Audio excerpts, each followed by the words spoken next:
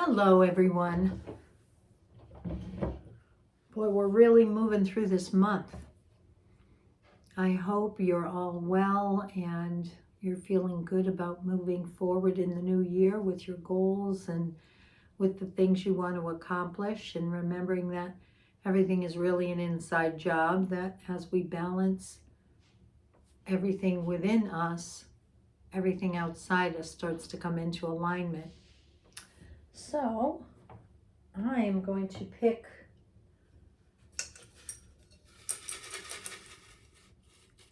I feel like I want to go way to the bottom for this one.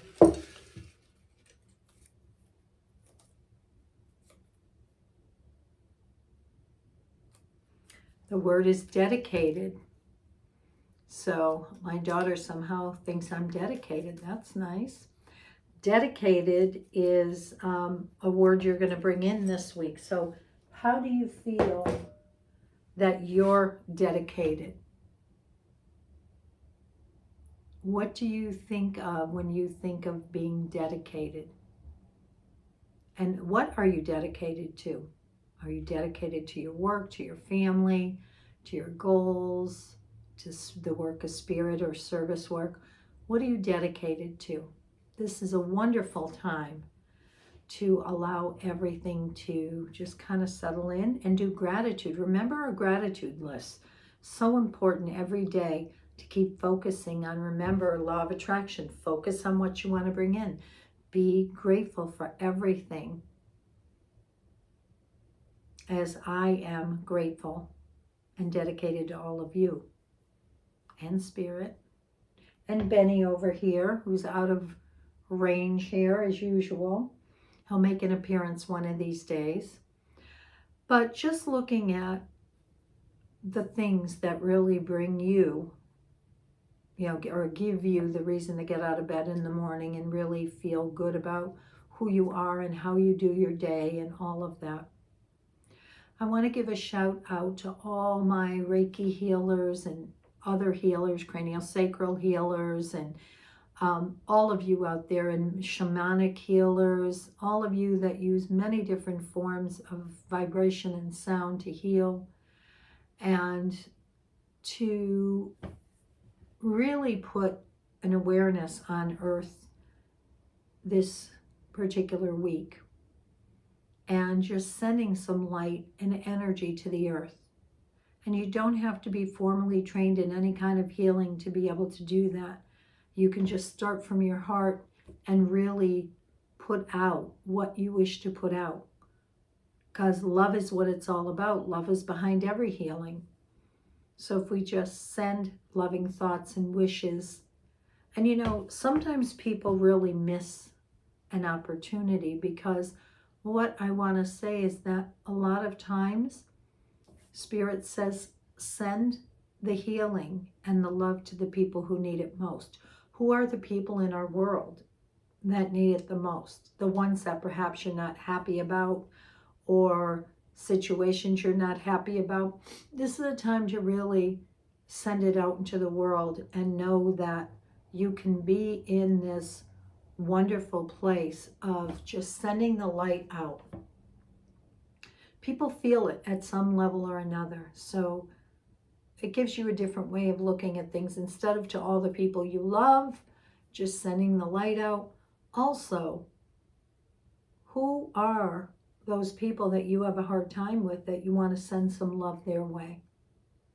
I think it was last week we talked about sometimes, in one of the cards it was about some of the things you don't like in other people, or something you have within yourself, even if it's small, or large.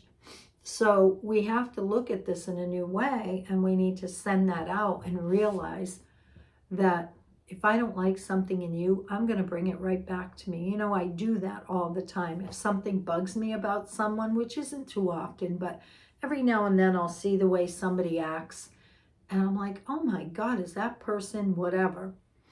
And then I bring it back to myself. Well, have I been rude to anybody in the store? Or have I ever done this? Certainly not to the capacity that I see, but because, I try to be conscious about what I'm doing. But What happens when on those days that maybe somebody says, have a good day, a cashier or something, and I don't even answer them, or, which is very rare, but I'm just saying something, I'm using that as an example, or I'm in a mood and I just want to get through it, and somebody's trying to be chatty with me and I don't feel it, or whatever. Think about it. Think about it, and then bring it to your heart. And send love to yourself as well, because we know that everything starts within first. So just allowing yourself to forgive yourself for whatever it is you're holding on. We all have those days. Sometimes it's too much, and I get it. But to recognize that we certainly have a lot more days that we got it right, we're doing awesome with it. So if there's 2 days out of the month, maybe you're not having a good day, that's okay.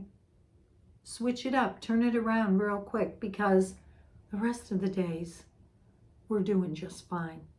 And as we're empaths and we're taking in all this collective energy in it, some of the things that are happening are making us crazy down here, and we're feeling it all. So to remember that, not to be so hard on yourself, recognize that there are those days, but there's a hell of a lot of better days that we're getting it right, we're doing it right, it's all perfect. So that's your challenge for this week. Try to get it right. Okay, Metatron spray going out to all of you as well. Bringing in Archangel Metatron. Powerful, powerful. Some say he's not an archangel, he's higher than that. I'm trying to remember who Metatron's counterpart is. I can't remember, but maybe I'll think of it as we're going on. Okay.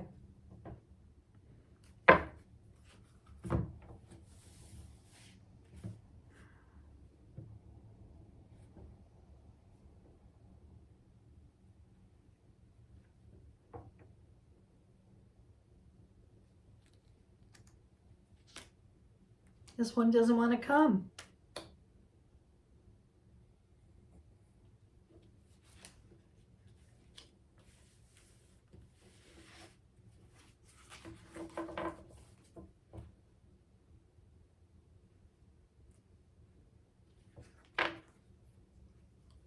So for this week, wow.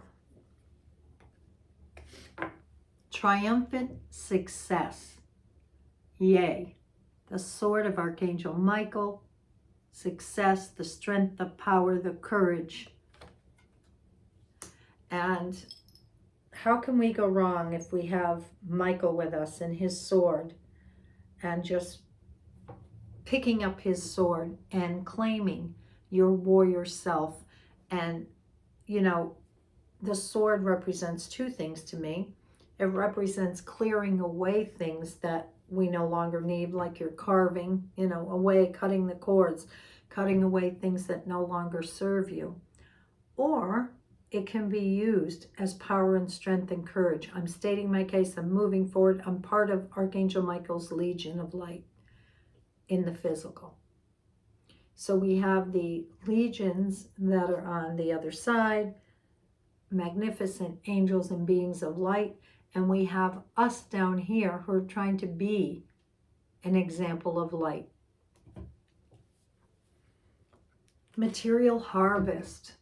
Look at that. Abundance in all its forms. So this week would imply that we would be receiving something back for everything we've put out, and also counting our blessings. And sometimes it's simply about food, that we have foods to nurture us, nourish us, and being so grateful for that. And prosperity begins. We got this a few weeks ago, and here it is again. So starting with our prosperity, really moving through things, hand carving what we're trying to bring to fruition.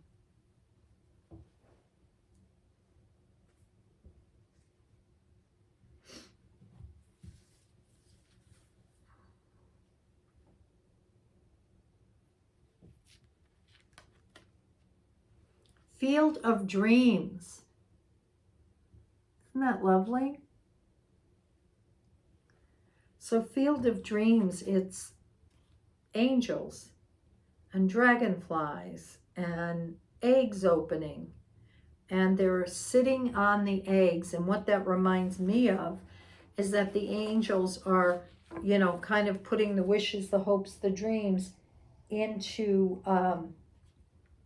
hatching these dreams that are in the eggs of, and we know this year is a year of birthing. Humanity is trying to birth the new world. And so Field of Dreams, let's see what that has to say.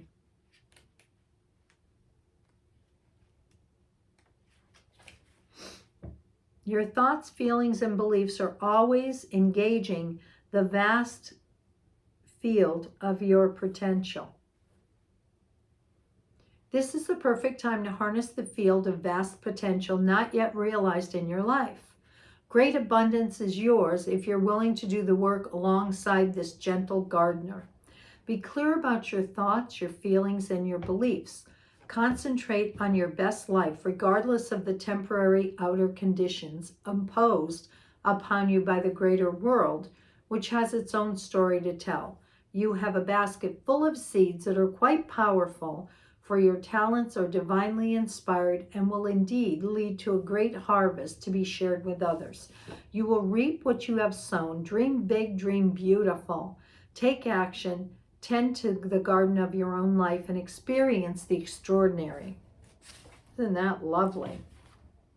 So we got some really good ones. Material harvest, the ace, new beginnings, prosperity begins, and Field of Dreams. Wow, it looks like it's going to be one heck of a powerful week.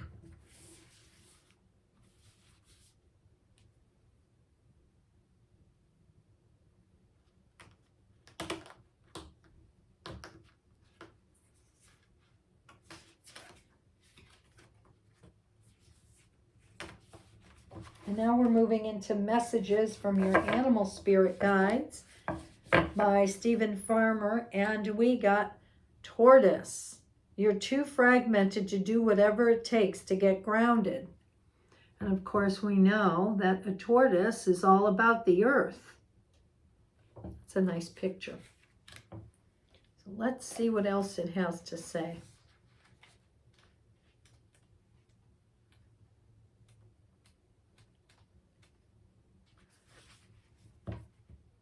When you're feeling pressure from any number of fronts, pulled this way and that way by the demands of modern life, it's very easy to succumb to a false sense of urgency, feel out of balance and fragmented, and be in a constant state of tension. You can become forgetful and have difficulty sleeping. You may even attempt to stabilize and center yourself by resorting to the use of addictive substances or activities, hoping that they'll help you feel more at home in your own skin.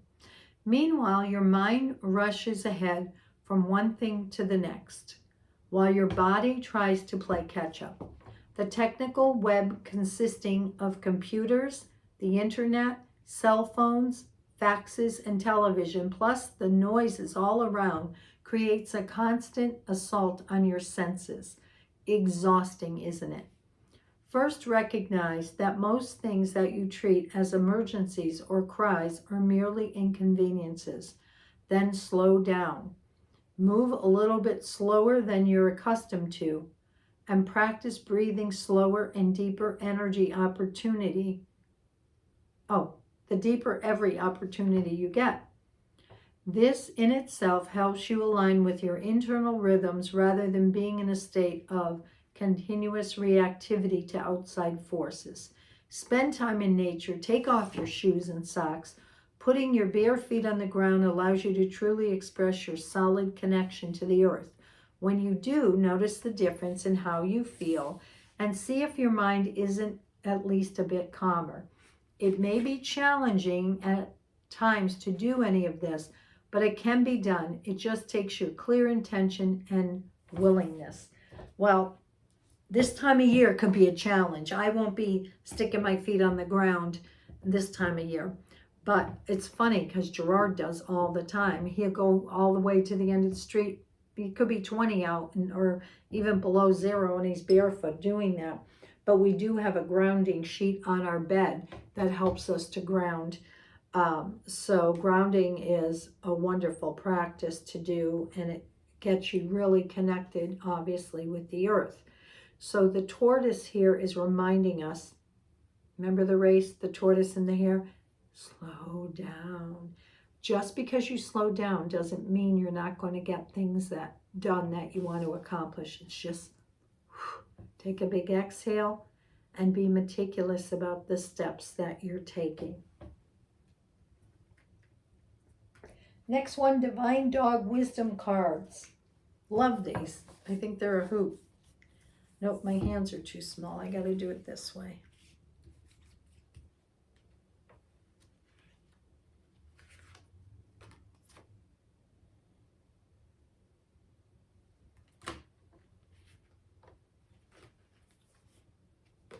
So we all got self-worth. Love what you see. It's the German Shepherd. And you never see a shepherd that isn't confident or goes right after what it wants to, you know? Self-worth. Beautiful picture of that dog.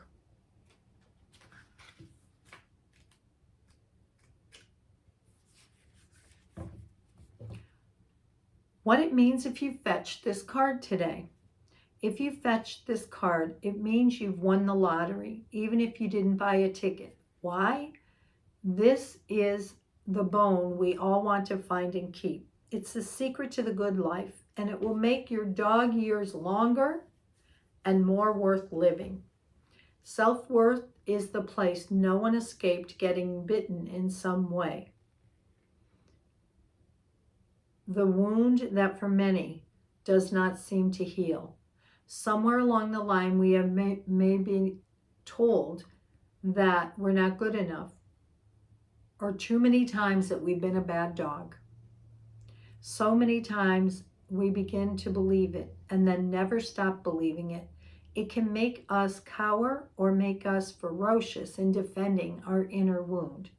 But that doesn't need to be you. It isn't you. When you deny the pack of lies and claim your self-worth, it means you know that there is no one quite like you in any neighborhood kennel. You are unique and special, and your heart comes when it is called because it opens to a new realization of your inherent good dogginess. It's not the tricks you perform or how well you behave that makes you worthwhile. It's your very existence that you can be proud of and know that under the circumstances, you've always done the best you could. It is time to focus on all the good qualities, traits, and characteristics that make up your special breed. Literally take inventory and ask those who love you to remind you why they love you, what it is you bring to their lives, and how much you mean to them. And if no one does, you're still the best master to soothe, comfort, and praise yourself. Not blind pride, arrogance, or inflation, but real down and dirty, wet and fury affirmation of your wild and wonderful, resilient self. Another bone to chew on. So make that list now of the traits, qualities, and characteristics you most value in yourself or believe others see in you. Another trick is to make a list of traits, qualities, or characteristics you're most attracted to in your good friends. Remember and savor the times you've seen those expressed. Realize we don't see anything in others that doesn't in some way exist in us, even if it's lying quietly in the corner just waiting to be noticed. So I love that, we can accomplish so much in the world, and yet there is a part of us that still doesn't think we're good enough. We got to work harder. Somebody asked me one time, why do you feel like you have to work so much? And I had to stop and thinking about it, and I was like, wow, I've just never known any other way. It's, first of all, it's what I love, and it's still, I don't know another way. So we have to look at what's really inside of us. And I love the idea of looking at the close friends around you and seeing what you see in them. Last card for the week from Denise Lynn's Native Spirit deck. Tracker. Footprints. Tracking.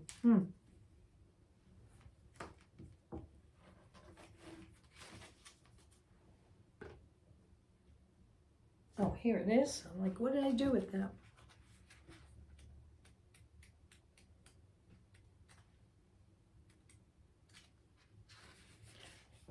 Focus your intent and your passion on one thing rather than being scattered in different directions.